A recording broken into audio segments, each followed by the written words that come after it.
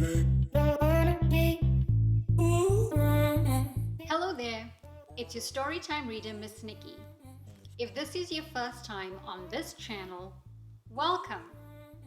Those of you who have been on this channel before have probably listened to a few inspiring biographies. Do you remember what a biography is? Yes, it's a book about a famous person. However, it is not written by them. The story is written by someone else. In today's read aloud titled Malala's Magic Pencil, the author Malala Yousafzai writes a story about herself. So the author writes about her own life. We call this an autobiography. So, who is Malala Yousafzai? Malala is a Pakistani education advocate. Her first speech was at age 11. She blogged about education rights under the name Gul Makai.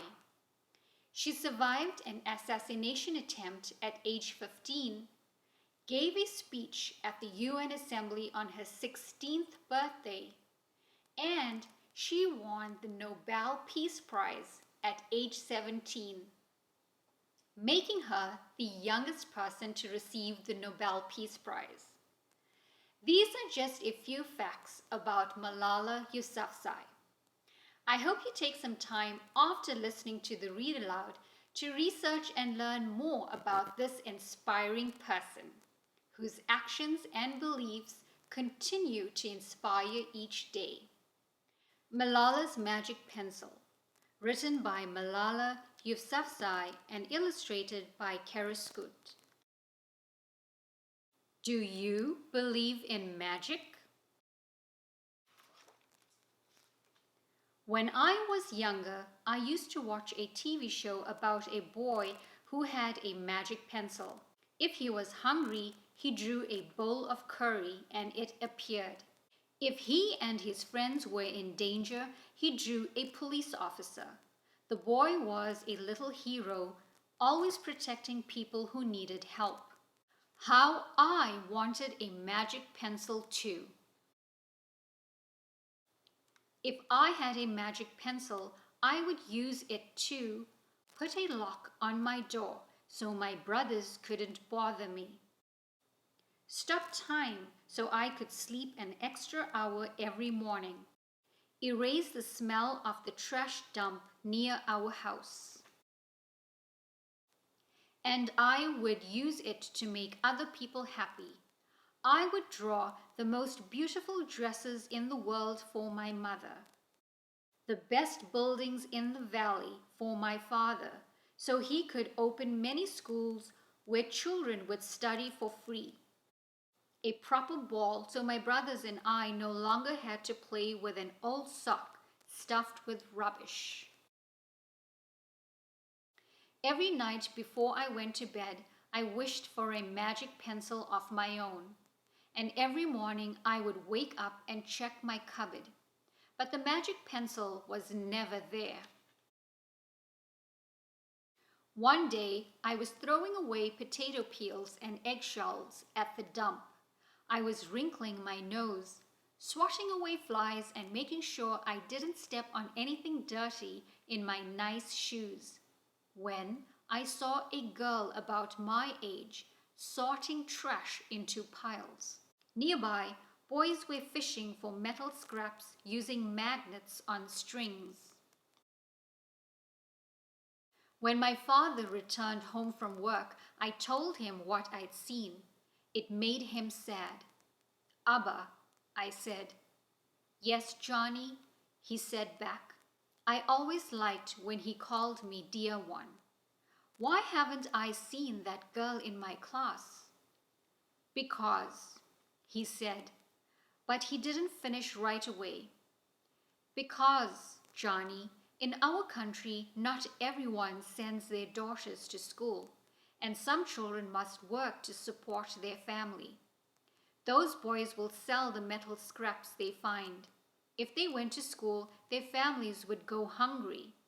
School was my favorite place, but I had never considered myself lucky to be able to go. My father had always said, Malala will live free as a bird. Now I wondered how free I'd truly be. That night, I thought about families who didn't have enough food and the girl who couldn't go to school. And even about how when I was older, I would be expected to cook and clean for my brothers because where I come from, many girls weren't allowed to become what they dreamed of. I knew then that if I had the magic pencil, I would use it to draw a better world, a peaceful world. First, I would erase war, poverty, and hunger. Then I would draw girls and boys together as equals. Over the next few years, instead of wishing for a magic pencil every night, I worked hard in school every day. I wanted to be one of the top students in my class. But soon, powerful and dangerous men declared that girls were forbidden from attending school. They walked the streets of our city now. They carried weapons. One by one, girls stopped coming to school. Abba, where are all the students? They don't feel safe here anymore, Johnny.